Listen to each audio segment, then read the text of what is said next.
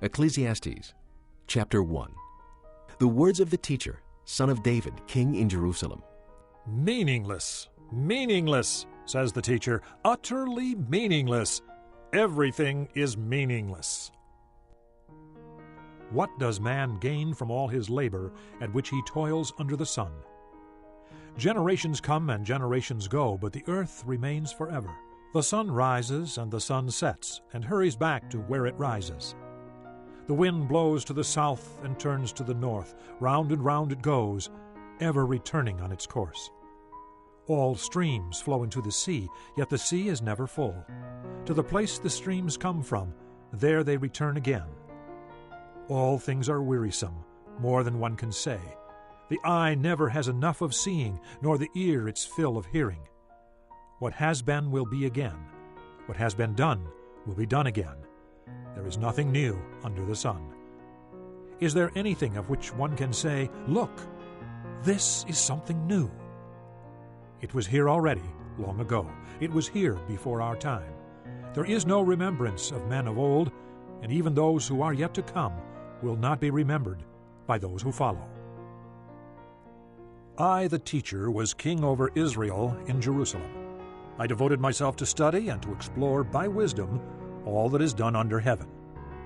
What a heavy burden God has laid on men. I have seen all the things that are done under the sun. All of them are meaningless, a chasing after the wind. What is twisted cannot be straightened, what is lacking cannot be counted. I thought to myself, look, I have grown and increased in wisdom more than anyone who has ruled over Jerusalem before me. I have experienced much of wisdom and knowledge. Then I applied myself to the understanding of wisdom and also of madness and folly. But I learned that this, too, is a chasing after the wind. For with much wisdom comes much sorrow, the more knowledge, the more grief. Chapter 2. I thought in my heart, come now, I will test you with pleasure to find out what is good. But that also proved to be meaningless. Laughter, I said, is foolish, and what does pleasure accomplish? I tried cheering myself with wine and embracing folly, my mind still guiding me with wisdom. I wanted to see what was worthwhile for men to do under heaven during the few days of their lives. I undertook great projects. I built houses for myself and planted vineyards. I made gardens and parks and planted all kinds of fruit trees in them. I made reservoirs to water groves of flourishing trees. I bought male and female slaves and had other slaves who were born in my house. I also owned more herds and flocks than anyone in Jerusalem before me. I amassed silver and gold for myself and the treasure of kings and provinces. I acquired men and women singers, and a harem as well, the delights of the heart of man. I became greater by far than anyone in Jerusalem before me. In all this, my wisdom stayed with me. I denied myself nothing my eyes desired. I refused my heart no pleasure. My heart took delight in all my work, and this was the reward for all my labor. Yet when I surveyed all that my hands had done and what I had toiled to achieve, everything was meaningless, a chasing after the wind. Nothing was gained under the sun. Then I turned my thoughts to consider wisdom and also madness and folly. What more can the king's successor do than what has already been done? I saw that wisdom is better than folly, just as light is better than darkness. The wise man has eyes in his head, while the fool walks in the darkness. But I came to realize that the same fate overtakes them both. Then I thought in my heart, the fate of the fool will overtake me also. What then do I gain by being wise? I said in my heart, this too is meaningless. For the wise man, like the fool, will not be long remembered. In days to come both will be forgotten. Like the fool, the wise man too must die. So I hated life, because the work that is done under the sun was grievous to me. All of it is meaningless, a chasing after the wind. I hated all the things I had toiled for under the sun, because I must leave them to the one who comes after me, and who knows whether he will be a wise man or a fool. Yet he will have control over all the work into which I have poured my effort and skill under the sun. This, too, is meaningless. So my heart began to despair over all my toilsome labor under the sun. For a man may do his work with wisdom, knowledge, and skill, and then he must leave all he owns to someone who has not worked for it. This, too, is meaningless and a great misfortune.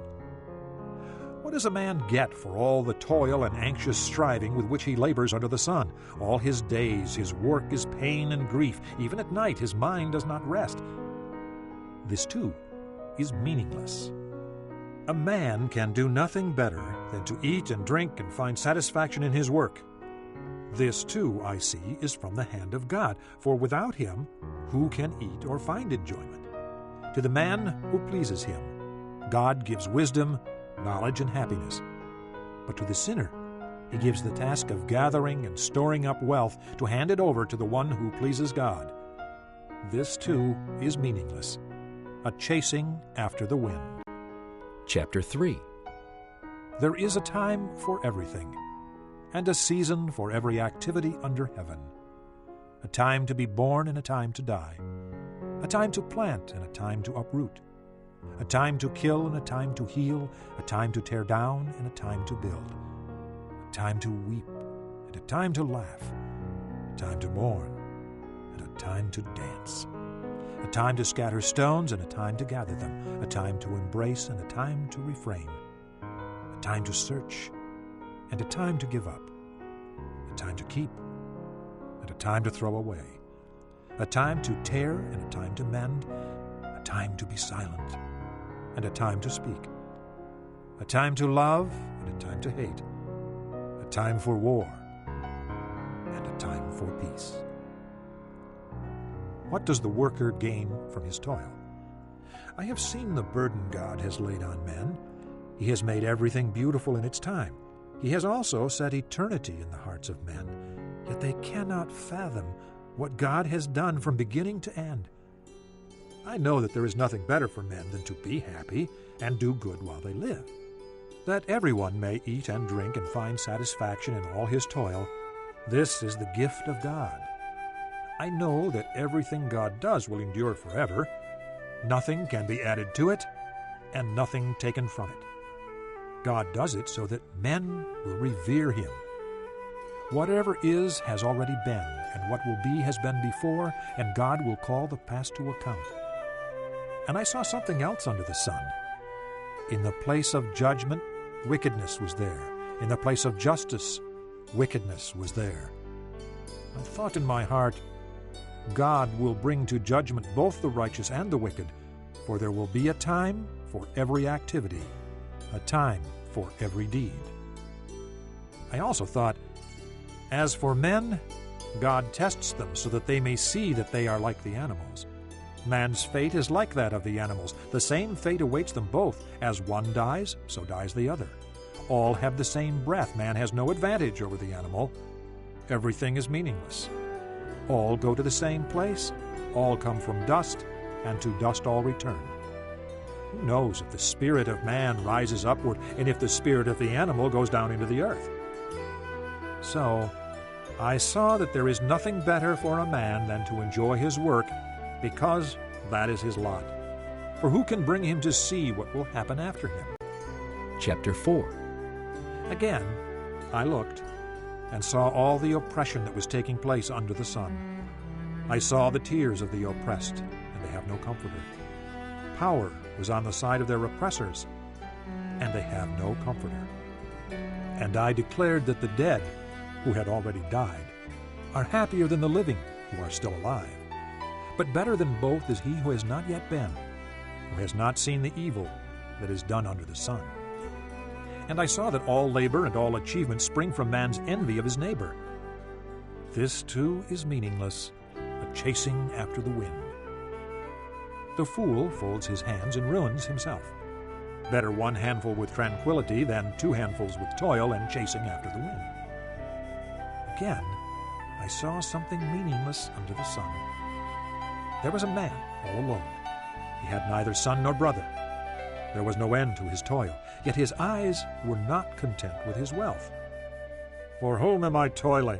He asked, and why am I depriving myself of enjoyment?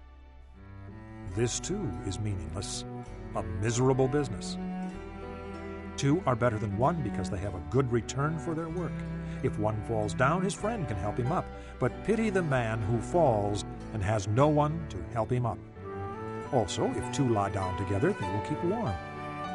But how can one keep warm alone? Though one may be overpowered, two can defend themselves. A cord of 3 strands is not quickly broken. Better a poor but wise youth than an old but foolish king who no longer knows how to take warning. The youth may have come from prison to the kingship, or he may have been born in poverty within his kingdom. I saw that all who lived and walked under the sun followed the youth, the king's successor. There was no end to all the people who were before them. But those who came later were not pleased with the successor. This too is meaningless, a chasing after the wind. Chapter 5. Guard your steps when you go to the house of God. Go near to listen rather than to offer the sacrifice of fools who do not know that they do wrong. Do not be quick with your mouth, do not be hasty in your heart to utter anything before God. God is in heaven, and you are on earth, so let your words be few.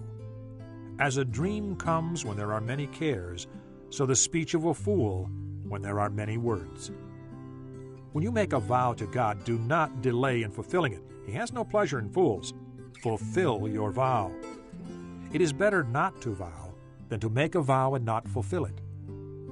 Do not let your mouth lead you into sin, and do not protest to the temple messenger, "My vow was a mistake." Why should God be angry at what you say and destroy the work of your hands? Much dreaming and many words are meaningless. Therefore, stand in awe of God. If you see the poor oppressed in a district, and justice and rights denied, do not be surprised at such things, for one official is eyed by a higher one, and over them both are others higher still. The increase from the land is taken by all. The king himself profits from the fields. Whoever loves money never has money enough. Whoever loves wealth is never satisfied with his income. This, too, is meaningless. As goods increase, so do those who consume them. And what benefit are they to the owner except to feast his eyes on them? The sleep of a laborer is sweet, whether he eats little or much, but the abundance of a rich man permits him no sleep. I have seen a grievous evil under the sun, wealth hoarded to the harm of its owner, or wealth lost through some misfortune, so that when he has a son there is nothing left for him. Naked a man comes from his mother's womb, and as he comes, so he departs. He takes nothing from his labor that he can carry in his hand. This, too, is a grievous evil. As a man comes, so he departs, and what does he gain, since he toils for the wind? All his days he eats in darkness with great frustration, affliction, and anger. Then I realized that it is good and proper for a man to eat and drink and to find satisfaction in his toilsome labor under the sun during the few days of life God has given him, for this is his lot. Moreover, when God gives any man wealth and possessions and enables him to enjoy them, to accept his lot and be happy in his work, this is a gift of God. He seldom reflects on the days of his life because God keeps him occupied with gladness of heart. Chapter 6. I have seen another evil under the sun, and it weighs heavily on men. God gives a man wealth, possessions, and honor, so that he lacks nothing his heart desires. But God does not enable him to enjoy them, and a stranger enjoys them instead. This is meaningless, a grievous evil. A man may have 100 children and live many years, yet no matter how long he lives, if he cannot enjoy his prosperity and does not receive proper burial, I say that a stillborn child is better off than he. It comes without meaning, it departs in darkness, and in darkness its name is shrouded. Though it never saw the sun or knew anything, it has more rest than does that man, even if he lives 1,000 years twice over, but fails to enjoy his prosperity. Do not all go to the same place? All man's efforts are for his mouth, yet his appetite is never satisfied. What advantage has a wise man over a fool? What does a poor man gain by knowing how to conduct himself before others? Better what the eye sees than the roving of the appetite. This, too, is meaningless, a chasing after the wind. Whatever exists has already been named, and what man is has been known. No man can contend with one who is stronger than he. The more the words, the less the meaning, and how does that profit anyone? For who knows what is good for a man in life during the few and meaningless days he passes through like a shadow? Who can tell him what will happen under the sun after he is gone?